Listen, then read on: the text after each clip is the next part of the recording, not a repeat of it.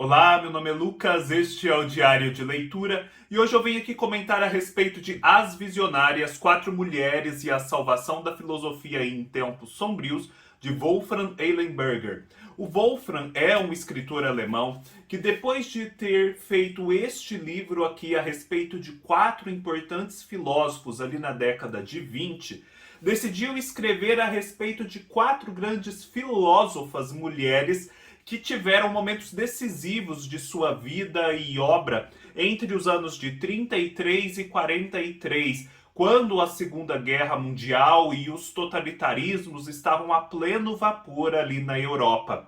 Ele vai tratar da Ayn Rand, da Simone Weil, da Hannah Arendt e também da Simone de Beauvoir.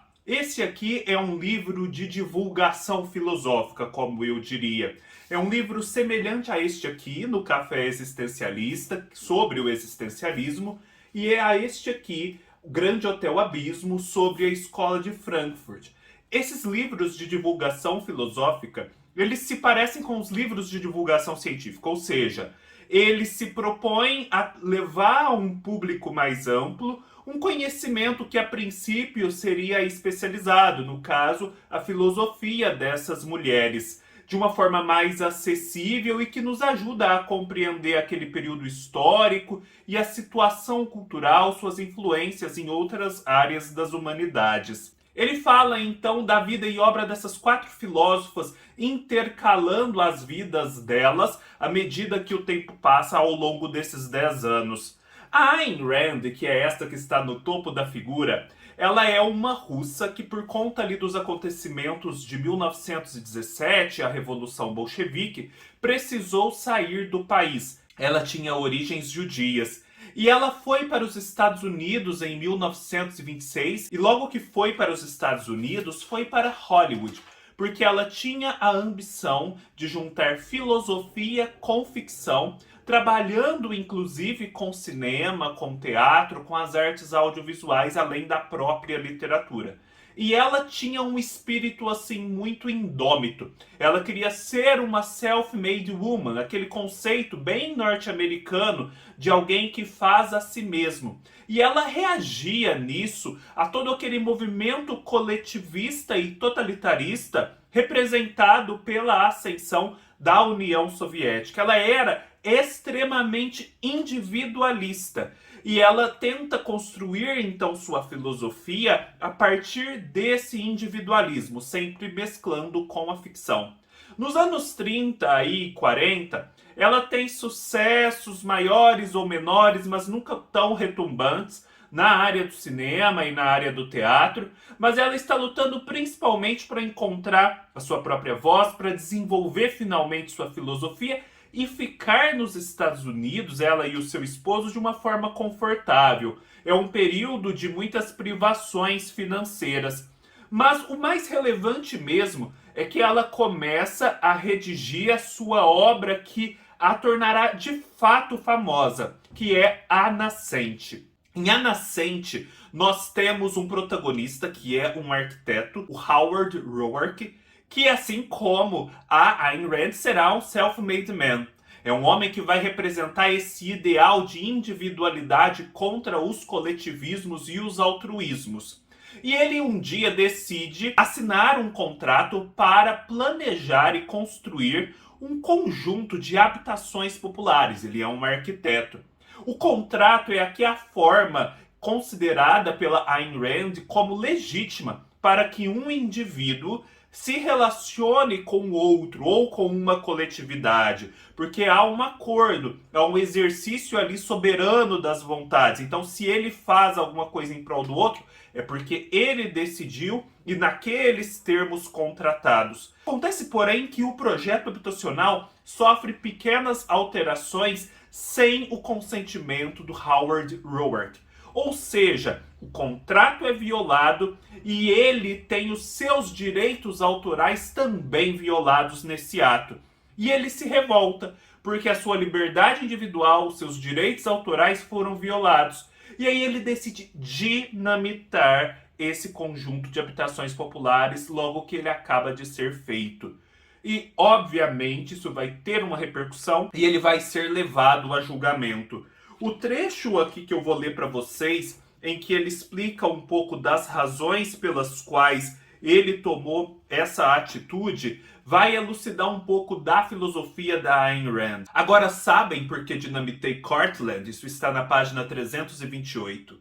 Vim aqui dizer que não reconheço o direito de ninguém a um minuto que seja da minha vida, e nem a menor parcela de minha energia, a nenhuma realização minha. Não importa quem reivindique esse direito, a grande quantidade de pessoas que o façam ou a grande necessidade que tenham disso, as habitações populares. Quis vir aqui para dizer que a integridade do trabalho criativo de um homem é de maior importância do que qualquer empreendimento caridoso. Os que entre vocês não o compreendem são os homens que estão destruindo o mundo, os totalitarismos na Europa. Quis vir aqui e declarar os meus termos. Não aceito existir em quaisquer outros. Não reconheço obrigação nenhuma para com os homens, exceto uma: respeitar sua liberdade e não ter parte numa sociedade escrava. Para meu país, desejo dar os 10 anos que vou passar na cadeia se o meu país de fato não existir mais. Eu particularmente não me identifiquei muito com as ideias da Ayn Rand. Eu as considero muito extremadas, pouco convincentes e, na minha opinião, a julgar pelos trechos que estão aqui, pouco elaboradas. É como se ela estivesse reagindo à sua experiência pessoal traumática de subjugação aos totalitarismos, mas assim, não tendo o distanciamento e a serenidade necessárias para elaborar essa experiência e formular uma filosofia. Além disso, tudo que se tem aqui dos trechos da literatura da Ayn Rand me parece altamente esquemático, de pouca qualidade, muito pouco literário, literal demais no que quer representar de filosofia. E eu não gosto disso. Vale observar que o escritor, o Wolfram, ele é bem neutro ao retratar as 4 filósofas. Ele não fica emitindo julgamentos e nem induzindo você a concordar ou não com as ideias delas. Ele é muito respeitoso com todas elas. E eu falo isso porque geralmente a Ayn Rand é associada à política, né? Tem todo um debate ideológico em torno dela, e podem pensar que eu não gostei dela por conta aí de um viés desse escritor, mas não é isso, é por conta da própria literalidade do que eu li a respeito. Depois nós temos a Simone Weil, que é provavelmente aquela de quem eu mais gostei e fiquei apaixonado e quero ler tudo a respeito dela, biografia e obras. A Simone Weil era uma judia também, de origem francesa, mas uma judia que já não praticava mais o judaísmo, era uma família ali secularizada, não tinha ligação com essa tradição judaica enquanto religião. E ela tinha toda uma simpatia e um envolvimento com aquelas ideais marxistas e socialistas da época, mas ela tinha isso de um ponto muito diferente, de um lugar muito diferente, porque ela sempre procurou levar o que ela entendia como correto da teoria para a prática. Exemplos: ela, sendo uma mulher privilegiada, de uma classe um pouco mais abastada, uma professora de filosofia, decidiu em determinado momento passar um período como uma operária numa fábrica, vivendo tudo o que um operário vive, para sentir na pele como é essa situação. Apesar de ela ganhar o seu salário de professora de filosofia para o governo da França, ela doava para os operários tudo o que desse salário ultrapassava o que um operário ganharia, de modo a viver com os recursos que os operários tinham. Quando houve a Guerra Civil Espanhola, ela tentou se engajar ali nas lutas em prol do lado que ela defendia, muito embora ela fosse extremamente frágil fisicamente. Ela comia pouquíssimo, tinha umas dores de cabeça terríveis. Quando a França foi ocupada pelos nazistas, e esse é um momento muito importante para o livro, ela se refugiou na Inglaterra em determinado momento, já no fim da sua vida, porque ela morre jovem, e ela tentou de todas as formas, junto ao general de Gaulle, ir para as frentes de batalha, ajudar de algum modo, mesmo estando ali no estado periclitante de saúde. A Simone Weil, por conta dessa vivência singular, tinha muitas ideias também singulares a respeito das coisas, inclusive do socialismo. Ela, não obstante esse envolvimento, conseguiu ver muito bem para onde estava caminhando o stalinismo e criticá-lo. Ela também percebeu logo de cara os perigos do nazismo. A Simone Weil tem uma outra característica, que ela viveu experiências místicas intensas. Ela se aproximou muito, por conta aí dessa sua radicalidade evangélica, dos ideais primitivos do cristianismo. Só que ela nunca chegou assim a aderir à Igreja Católica propriamente dita. Ela se aproximou, mas não aderiu. Por quê? Porque ela teve todos uns conflitos a respeito da possibilidade de receber o batismo, se ela era merecedora ou não. Mas assim, ela não recebeu o batismo, mas é como se ela tivesse sido batizada, porque ela estava completamente imbuída dos ideais evangélicos. E ela era uma observadora muito arguta e que recorria muito aos clássicos para entender a realidade das coisas. Seja Homero, seja a Bíblia, seja as escrituras orientais lá da Índia, o Bhagavad Gita, os Vedas e por aí vai. Quando da guerra, vejam só como ela retrata os horrores da guerra, os impasses que a guerra gera, a partir da leitura da Ilíada. Isso nas páginas 240 e 241. Quem possui a força anda num meio não resistente, sem que nada na matéria humana a seu redor seja de natureza a suscitar, entre o impulso inicial e o ato, esse breve intervalo onde se abriga o pensamento. Isso aqui ela está falando dos governantes que passam a deter o comando, a força, o poder da força. Onde o pensamento não tiver lugar, nem a justiça, nem a prudência o terão. Como os outros homens não impõem a seus movimentos esse tempo de parada, do qual e só dele procedem nossas atenções para com os nossos semelhantes, daí inferem que o destino lhes deu toda a permissão a eles e nenhuma a seus inferiores. Aquele culto à personalidade do líder. A partir de então, vão além de toda a força de que dispõem. Vão inevitavelmente além, ignoram que ela é limitada. Ficam então entregues ao acaso sem nenhum recurso e as coisas não lhe obedecem mais. Este castigo de um rigor geométrico que pune automaticamente o abuso da força foi o objeto primeiro da meditação entre os gregos. Constitui a alma da epopeia. E depois só mais um trechinho nas páginas 242 e 243 sobre como se altera a percepção da mortalidade entre os soldados numa guerra. Vejam só que perspicácia. O pensamento da morte não pode ser sustentado senão por relances, assim que se sente que a morte é de fato possível. É verdade que todo homem está destinado a morrer e que um soldado pode envelhecer dentro de combates. Mas para aqueles cuja alma está submetida ao jugo da guerra, a relação entre a morte e o futuro não é a mesma que para os outros homens. Para os outros, a morte é um limite imposto previamente ao futuro. Para eles, os soldados, ela é o próprio futuro. O futuro que sua profissão lhes assinala. Terem os homens por futuro a morte é contra a natureza. O espírito fica então tenso, de uma forma que ele não aguenta senão por pouco tempo. Mas cada nova alvorada, cada novo dia traz a mesma necessidade. Os dias acrescentados aos dias formam anos. A alma sofre violência todos os dias. Cada manhã a alma se mutila de toda aspiração, porque o pensamento não pode viajar no tempo sem passar pela morte. Assim a guerra apaga toda e qualquer ideia de finalidade, até mesmo as finalidades da guerra. É encantador tudo que é mostrado aqui da Simone Weil. Com certeza eu quero procurar mais a respeito dela.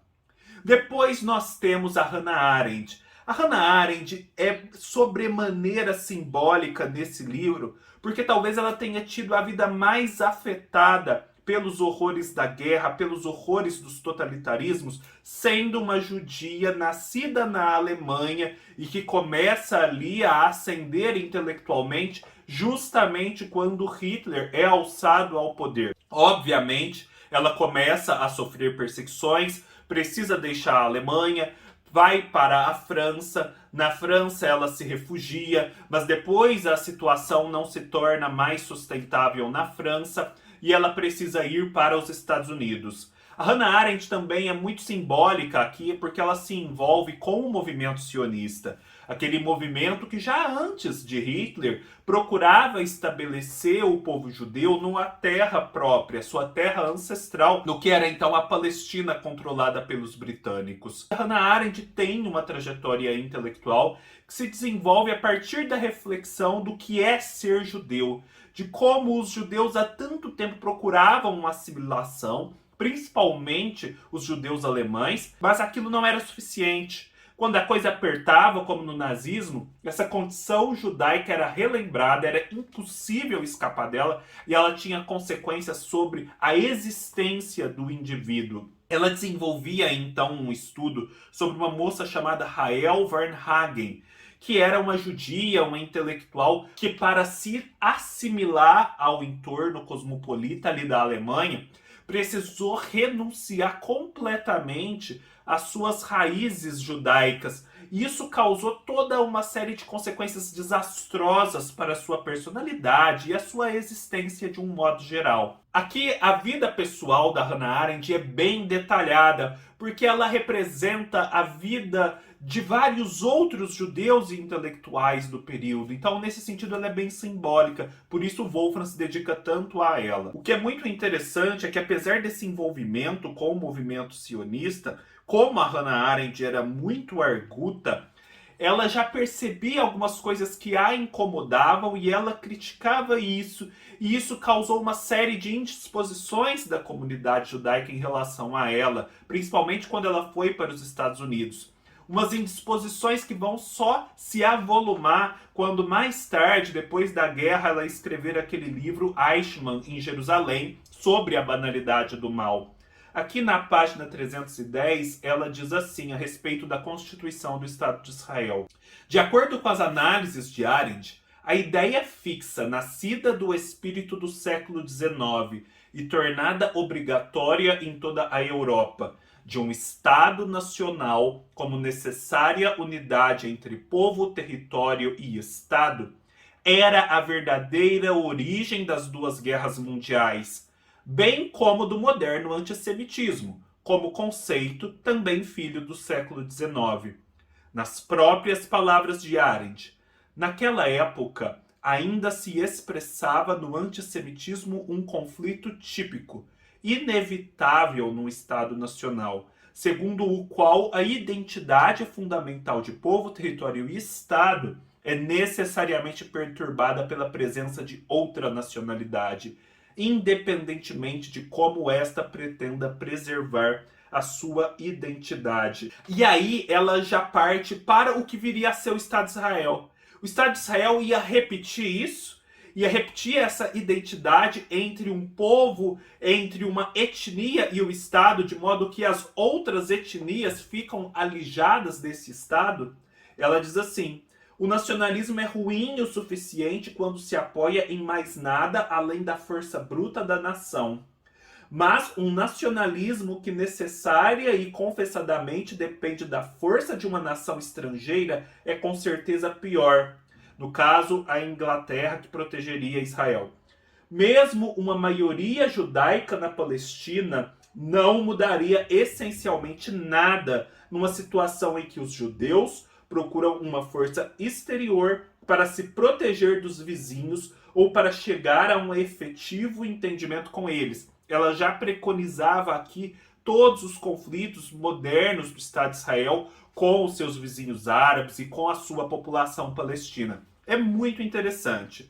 Depois, nós temos a Simone de Beauvoir, provavelmente a mais conhecida das quatro. A Simone de Beauvoir morreu em 1986. De modo que vocês já podem prever que nesse momento, entre as décadas de 30 e 40, ela estava bem no começo de uma carreira que ainda teria várias outras décadas. Então, é muita hesitação, é muito impasse sobre como se colocar no mundo, sobre o que pensar, o que encontramos aqui no relato sobre Simone de Beauvoir. Nos anos 30 é quando o existencialismo ganha o primeiro suspiro. O Raymond Aron vem da Alemanha, e a partir daí ganha fôlego as ideias existencialistas. Como vocês bem sabem, a Simone de Beauvoir e o Sartre viviam aquele casamento totalmente diferente, em que eles mantinham, né, um núcleo entre eles de total sinceridade, mas podiam ter vários outros amantes. E de fato tinham, e era todo um acontecimento a gestão dessa vida amorosa. Em contraste com a vida das outras, a vida da Simone de Beauvoir aqui, suas preocupações, parecem todas muito pequeno-burguesas, sabe? Umas coisas menores, ficar preocupado com os conflitos entre os amantes, realmente parece algo bem menor do que fugir dos nazistas.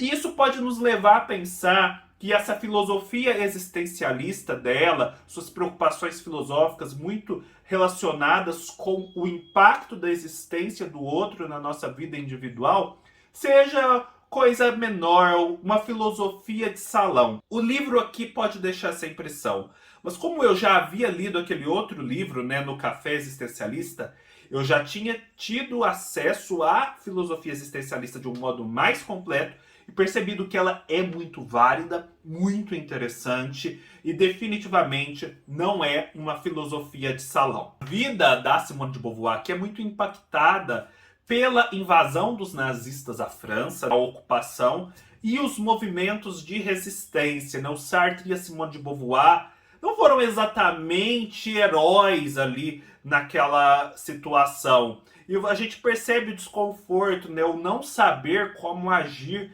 naquele meio em que se demanda um enfrentamento, mas em que há tantas consequências deletérias para quem parte para essa atitude.